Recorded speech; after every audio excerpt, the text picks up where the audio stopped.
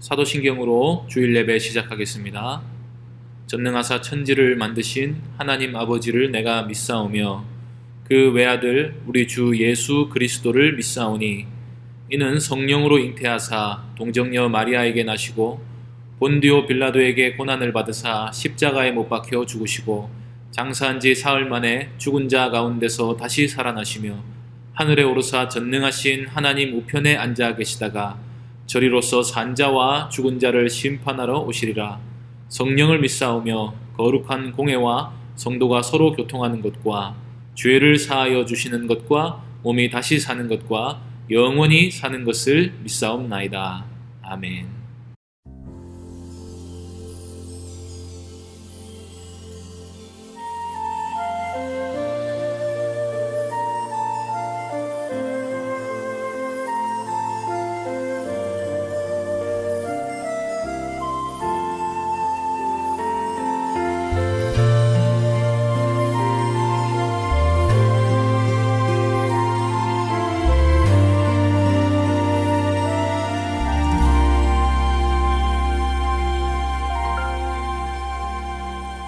하늘에 나는 새도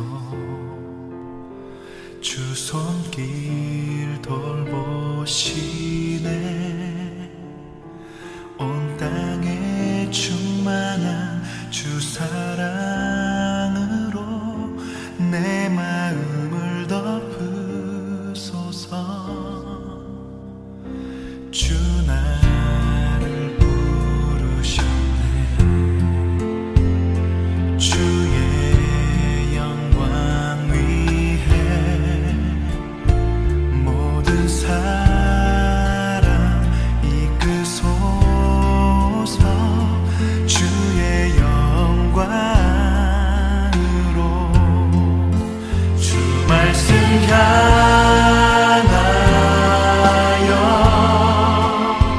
달려가리라.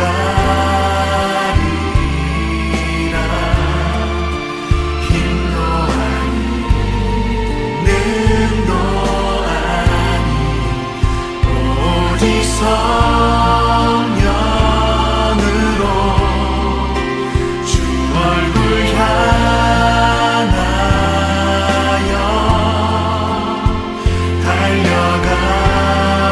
달려가리라. 오 주의 영광 안에 살게 하소서.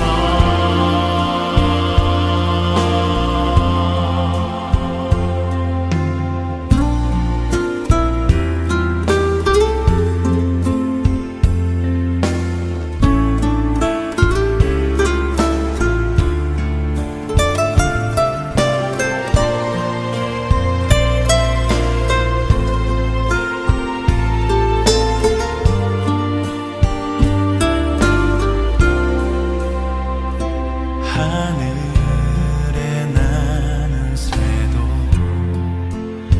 주 손길 돌보시네. 온 땅에 충만한 주 사랑으로 내 마음을 덮으소서. 주 나를 부르셨네.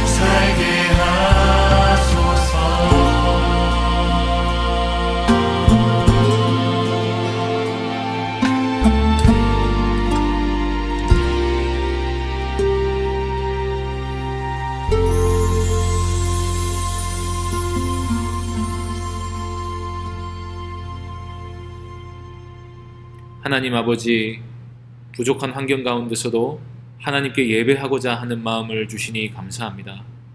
주께서 아시다시피 저희가 함께 모여 예배드리지 못하여 다만 영과 진리로 하나님께 예배드리고자 각자의 자리에서 머리를 숙입니다.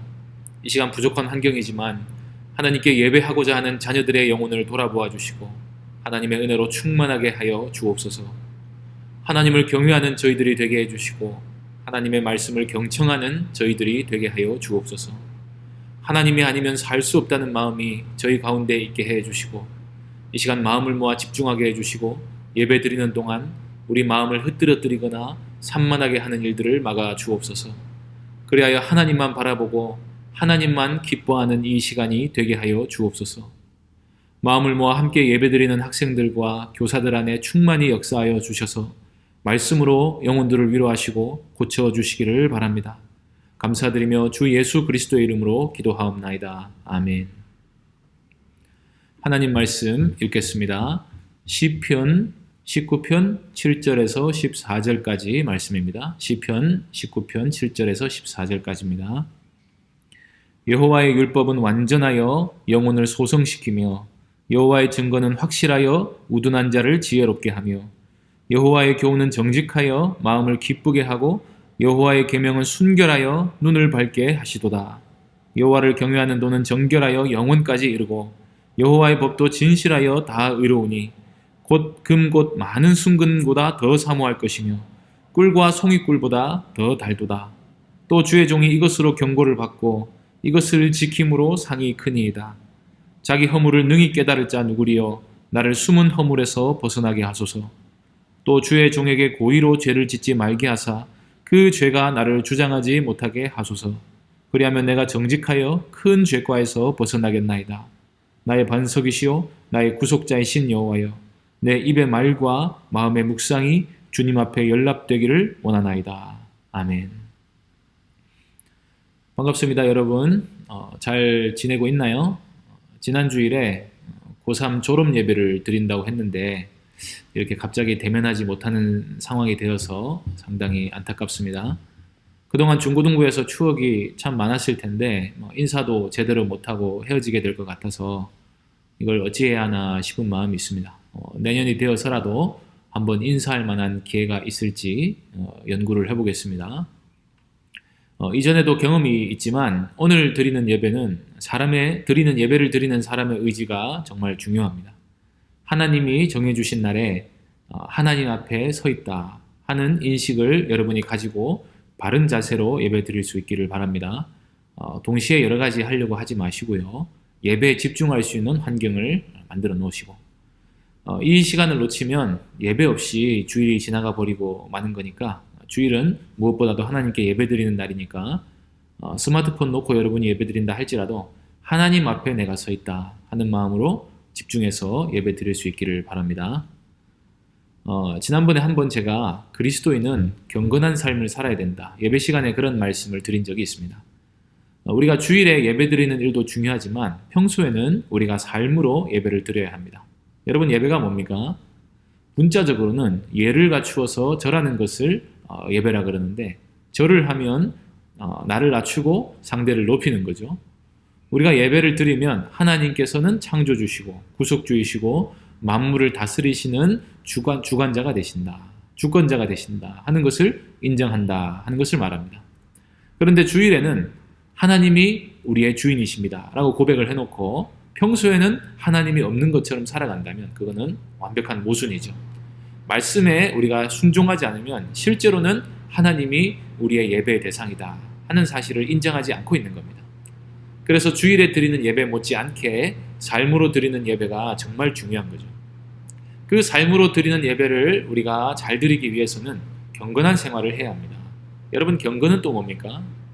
경건이란 하나님을 두려워하는 마음, 또 하나님을 사랑하는 마음으로 나오는 삶의 모든 자세를 말합니다. 경건이란 무엇보다도 하나님 앞에 내가 서 있다 하는 그 생각을 갖는 것을 말해요.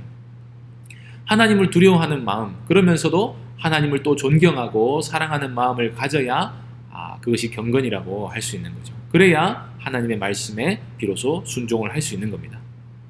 그래서 경건하려면 무엇보다도 하나님이 누구신지를 늘 생각을 하며 살아야 합니다. 이 죄인이란 하나님을 떠난 존재를 말합니다. 사람이 죄인이 되면요, 하나님을 생각하지 않아요. 오로지 자기 자신만 생각하죠. 자기 자신이 중심이 돼서 자기가 모든 것을 판단하고 결정하는 삶을 삽니다.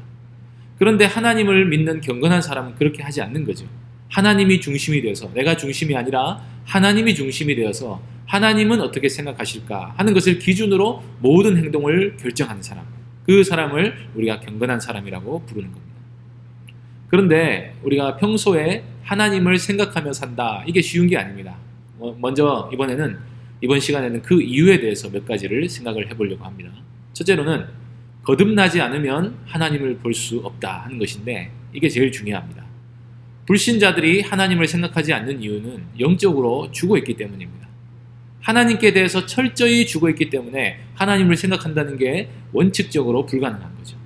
그래서 하나님을 바르게 생각하려면 그 하나님이 그 영혼을 거듭나게 해주셔서 살려주셔야만 합니다. 이 거듭남은 우리가 독생자 예수 그리스도를 믿을 때 하나님이 주신다고 성경이 말씀하죠. 그리고 두 번째로, 사람들이 하나님을 생각을 하긴 하는데요, 하나님께 대해서 철저히 오해를 하고 있다는 거예요. 하나님을 생각을 하긴 하는데 그게 진짜 하나님이 아닌 거죠. 다른 종교를 믿거나 우상 숭배를 하는 경우가 이에 해당합니다. 사람에게는 누구에게나 종교심이라는 게 있습니다. 그래서 숭배할 대상을 찾거나 도움을 구할 신을 찾기는 찾아요. 그런데 이상한 신을 만들어서 섬기는 거예요. 리차드 도킨스라는 사람이 만들어진 신이라는 책을 썼는데, 이 사람의 주장에 의하면 신이란 인간이 만든 작품이라는 겁니다. 신이 인간을 만든 게 아니라 인간이 신을 만들었다는 거예요. 인간이 나약하니까, 또 환경을 극복할 힘이 없으니까 신을 만들어서, 자기보다 능력이 많은 신을 만들어서 거기에 의존하려는 경향이 있다는 건데, 사실 그건 가짜 신에 불과한 것입니다. 도킨스는 그래서 하나님은 실제 없는 거다라는 말을 하고 있는데, 우상 숭배하는 모습을 보면 그 말도 완전히 틀린 말은 아닌 것 같죠. 그런데 참 하나님을 믿는다 하면서 교회 나오는 사람들에게도요, 이런 게 많이 발견됩니다. 말로는 성부, 성자, 성령 하나님을 섬기고 있다 하면서도 자기 머릿속으로 만들어낸 이상한 신을 믿고 있는 거예요. 하나님의 이름을 믿고 예수님을 믿는다고 해서 다 같은 신을 믿는 게 아닙니다. 하나님을 생각할 때에 반드시 그 하나님이 어떤 분이신지를 알고 바르게 알고 믿어야 하는 거예요. 그런데 어떤 사람들은 사랑의 하나님은 믿는데 진노의 하나님은 믿지 않습니다. 어떤 사람들은 하나님을 믿는다고 하면서 우상 숭배하듯이 소원만 빌고 나오는 사람들이 있어요. 그러면서 하나님께서 사람에게 어떤 요구를 하신다, 우리가 지켜야 할 명령이 있다 하는 것은 전혀 듣지 않는 겁니다. 그래서 우리가 하나님을 믿을 때 반드시 하나님이 어떤 분이신지를 알고 그 하나님을 바르게 믿는 게 중요한 겁니다. 그리고 세 번째로, 우리가 하나님을 잘 생각하지 못하는 이유는 우리 속에 여전히 죄성이 있기 때문이죠. 예수님을 믿고 우리가 거듭나서 영혼이 새로워졌더라도요, 하나님을 기피하는 성향이 우리 가운데 여전히 남아 있습니다. 이게 영적인 게으름을 만들어내는 거예요. 하나님을 믿지 않는 건 아니에요. 거듭나기도 했습니다. 신앙이 있는데 예배 드리기 귀찮고 기도하기 싫고 성경 읽는데 집중이 잘 안 되고 하면서 이 세상의 즐거움들의 마음이 자꾸 빼앗기는 그런 경우가 많습니다. 그러면 우리 생각이 하나님으로부터 점점 멀어지다가 심하면 불신자와 비슷한 삶을 살게 되기도 합니다. 또 네 번째로는 우리의 삶이 너무 분주하고 복잡하다는 거예요. 시간도 없고 정신도 없는 삶을 살아요. 그리고 우리의 시선을 빼앗는 것들이 너무나 많고요.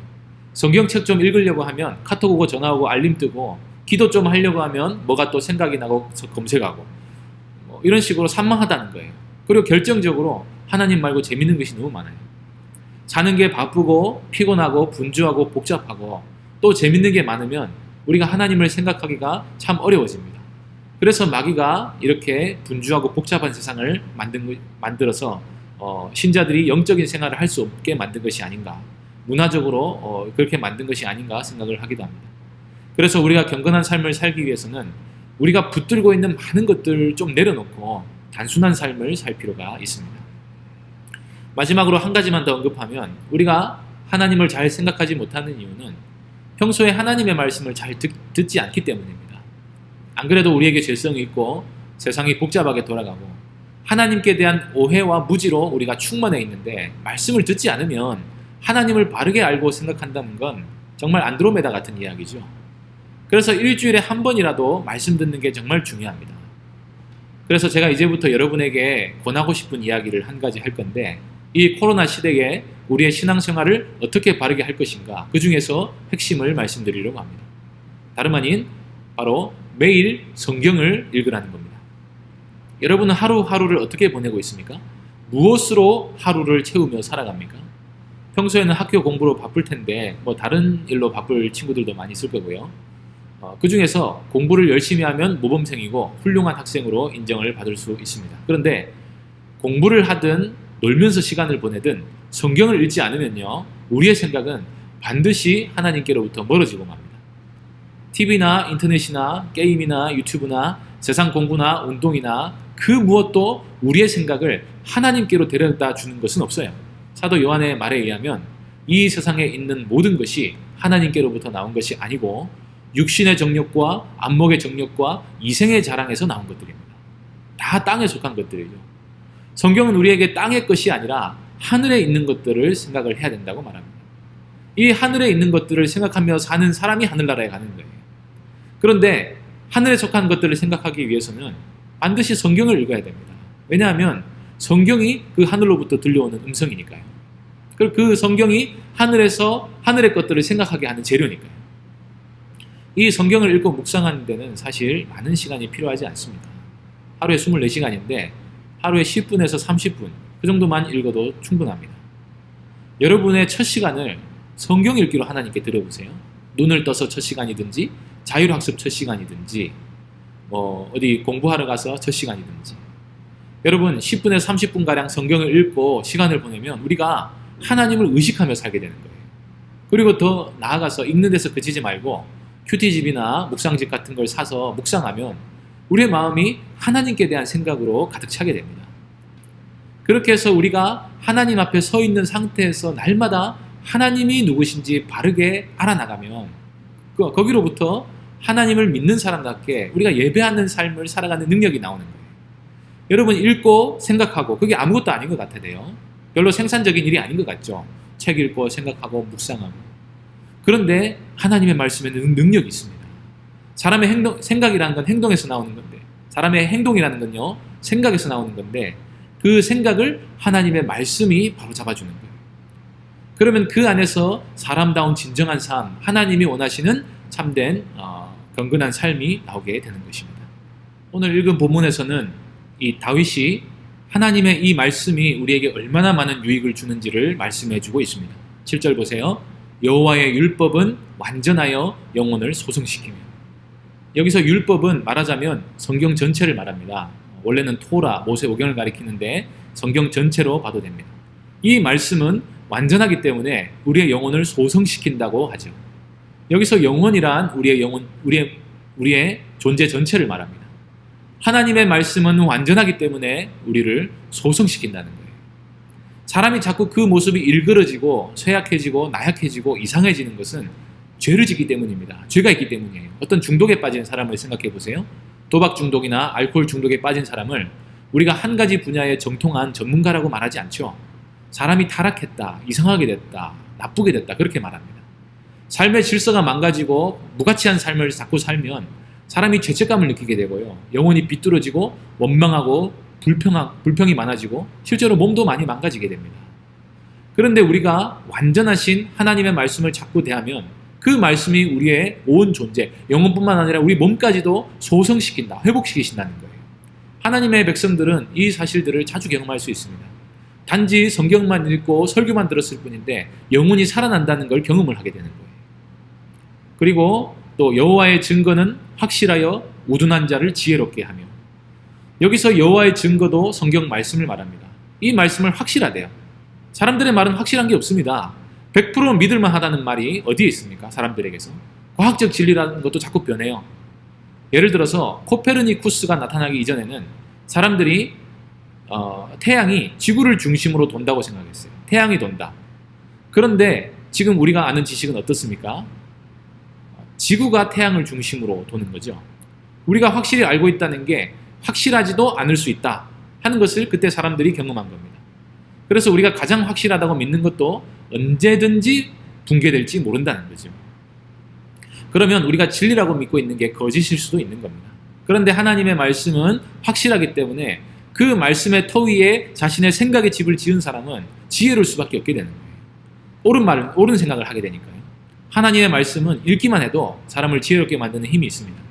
요즘은 지혜를 쓸모없는 것처럼 여기는 시대가 됐는데 사람이 우둔하면요, 믿어야 할 걸 믿지 않고 따르지 말아야 할 걸 따르게 되는 법입니다. 그리고 사람들에게 사랑받기도 어렵고요. 반드시 그래서 지혜가 있어야 하는데 그 지혜를 말씀이 준다는 겁니다. 또 8절에 보면 여호와의 교훈은 정직하여 마음을 기쁘게 한다고 하죠. 말씀은 정직하기 때문에 우리의 마음을 기쁘게 합니다. 거짓을 보면 마음이 상하죠.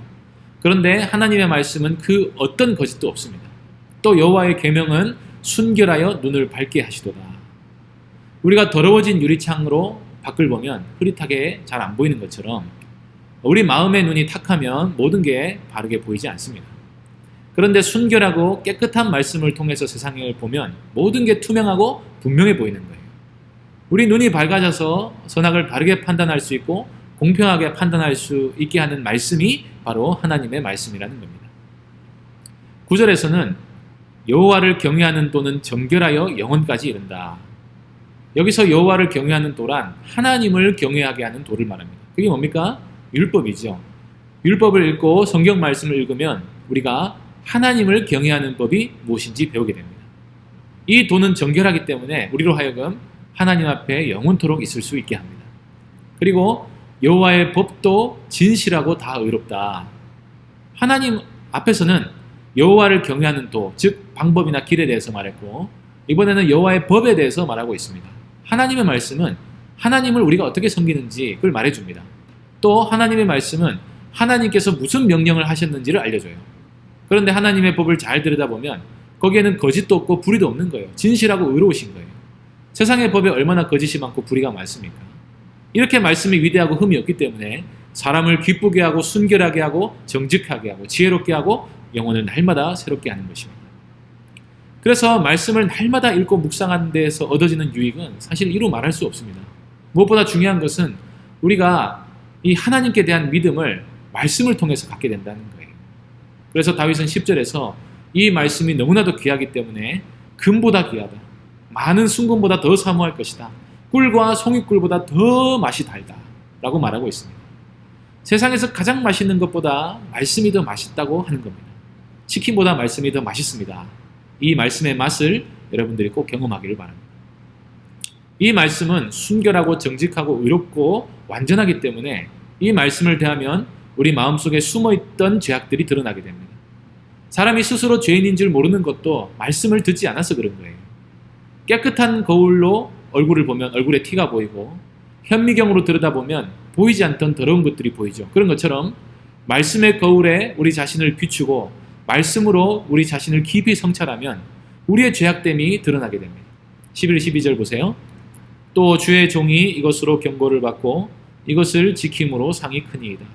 자기 허물을 능히 깨달을 자 누구리요? 나를 숨은 허물에서 벗어나게 하소서. 하나님의 종들은 이것, 즉 말씀으로 경고를 받습니다. 말씀이 아니면 자기 허물을 깨닫지 못하는 거예요. 잘 보이는 허물들은 우리도 압니다. 그런데 우리 스스로도 알지 못하는 죄악들이 더 많아요. 말씀을 자세히 보면 그런 게 보이고 우리의 죄에 민감해지게 되는 거예요. 그래서 그 말씀 앞에 자신을 세워서 세수도 하고 흠이나 티도 걷어내고 죄를 버리려고 노력하면 그것으로 인해 우리의 상이 크다는 겁니다. 하나님이 상 주시는 사람은 죄를 버리고 의를 행하는 사람이거든요. 그러면서 다윗은 13절에서 내가 이 말씀대로 살게 해달라고 기도하고 있습니다. 제가 성경을 읽자 하는 것을 위주로 말씀드렸지만 이 말씀을 지키며 살 수 있는 힘을 하나님께 구해야 합니다. 성경 읽고 나서는 반드시 그 말씀을 가지고 기도해야 된다는 거예요. 13절 보겠습니다. 또 주의 종에게 고의로 죄를 짓지 말게 하사 그 죄가 나를 주장하지 못하게 하소서. 그리하면 내가 정직하여 큰 죄과에서 벗어나겠나이다. 고의로 죄를 짓는다는 것은 하나님의 뜻이 뭔지 알면서도 죄를 짓는 걸 말하죠. 그렇게 하면 안 된다는 걸 알면서도 그게 단순히 사람의 뜻이 아니라 하나님의 뜻인 걸 알면서도 짓는 죄를 고범죄라고 합니다. 고의로 짓는 범죄죠. 그런 죄를 사람이 자꾸 지으면요, 죄에게 지배를 당하게 됩니다. 틀린 건지 알면서도 죄를 짓는다는 것은 죄를 이길 힘이 없다는 걸 말하는 거거든요. 그래서 고의로 죄를 짓는 걸 극히 주의해야 합니다. 그래서 예수님께서는 우리에게 기도를 가르치실 때 시험에 들지 않게 해주시고 다만 악에서 구해달라. 주기도문에서 그렇게 기도하라고 가르치셨던 것입니다. 그래서 다윗의 소원은 14절에 보면 나의 반석이시요 나의 구속자이신 여호와여 내 입의 말과 마음의 묵상까지도 주님 앞에 연락되기를 원한다고 고백하고 있습니다. 우리의 마음의 생각까지 하나님이 받으실 정도로 하나님 앞에 정직하고 깨끗하고 경건한 삶을 살게 해달라. 다윗이 그렇게 기도하고 있는 것입니다. 그게 복 있는 사람인 거죠. 여러분의 소원은 무엇입니까? 무엇보다도 경건한 하나님의 백성이 되는 것이 가장 큰 소원이 되기를 바랍니다. 그러려면 매일같이 말씀을 읽고 묵상하고 기도해야 합니다. 하루 10분부터 시작해보세요. 무엇을 하기 전에 꼭 말씀을 읽고 시작하기 바랍니다. 그리고 그 말씀을 가지고 꼭 1분이든 3분이든 하나님께 기도하기 바랍니다. 그러면 그 말씀이 여러분을 사로잡아서 놀라운 삶을 살게 할 거예요. 비대면 시대여서 우리가 서로 대면하지 못하지만 하나님은 꼭 대면해야 됩니다. 성경을 늘 읽어서 하나님을 가까이 하는 삶을 사는 여러분이 되시기를 바랍니다. 기도하겠습니다. 하나님 아버지, 오늘 저희가 원치 않는 사태를 맞이하여 온라인으로 예배를 드리게 되었습니다. 악을 선으로 바꾸시고 모든 것이 합력하여 선을 이루게 하시는 하나님, 오히려 이 시간이 하나님 앞에 경건한 삶을 살게 되는 계기가 되게 하여 주옵소서. 일주일에 한 번 예배 드리는 것으로 우리의 양심을 가려웠던 우리가 날마다 하나님의 말씀을 가까이 함으로 하나님께 예배하는 삶을 살게 하여 주시기를 바랍니다. 이 일을 위해 우리가 날마다 성경을 읽고자 합니다. 읽을 마음을 주시고 읽었을 때 깨닫는 마음을 주시옵소서. 그리하여 하나님의 말씀이 송이꿀보다 더 달고 마음을 정말로 기쁘게 하고 우리 존재 전체를 회복시키신다는 사실을 경험하게 하여 주옵소서. 이 한 주간도 우리를 지켜주시고 은혜와 진리 가운데 살게 하여 주시옵소서. 모든 은혜에 감사드리며 예수님의 이름으로 기도하옵나이다. 아멘. 한 가지 광고를 드리겠습니다. 1월 3일 다음 주일 예배도 온라인으로 드리게 됩니다. 변경사항이 있으면 카톡으로 공지하도록 하겠습니다. 송구영신 예배도 온라인으로 드립니다. 카톡으로 예배 영상을 올려드리면 우리 연말 연초를 하나님께 예배로 영광 돌릴 수 있기를 바랍니다. 주기도문으로 예배 마치겠습니다. 하늘에 계신 우리 아버지여, 이름이 거룩히 여김을 받으시오며 나라의 임하옵시며 뜻이 하늘에서 이룬 것 같이 땅에서도 이루어지이다. 오늘날 우리에게 일용할 양식을 주옵시고 우리가 우리에게 죄 지은 자를 사하여 준 것 같이 우리 죄를 사하여 주옵시고 우리를 시험에 들게 하지 마옵시고 다만 악에서 구하옵소서. 대개 나라와 권세와 영광이 아버지께 영원히 있사옵나이다. 아멘. 말씀 향하여